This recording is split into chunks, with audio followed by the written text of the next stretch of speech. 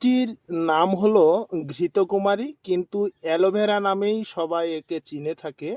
দেখবেন ঢাকার শহরে বিভিন্ন ফলের জুসের দোকান, যেখানে সরাসরি আহ, ফল থেকে কিংবা অ্যালোভেরার পাতা থেকে জুস তৈরি করে খাওয়ানো হয়, সেসব দোকানে আপনি এই অ্যালোভেরার পাতাগুলি দেখতে পারবেন।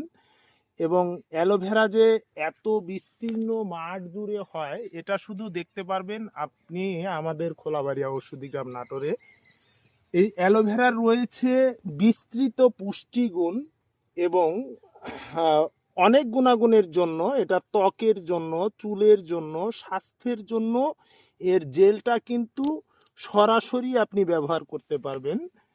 এই যে অ্যালোভেরা পাতাতে যে জেলটা আছে, এটা আপনি ছাড়াই নিয়ে সরাসরি চুলে, ত্বকে কিংবা খাওয়ার ক্ষেত্রে আপনি এটা ব্যবহার করতে পারেন।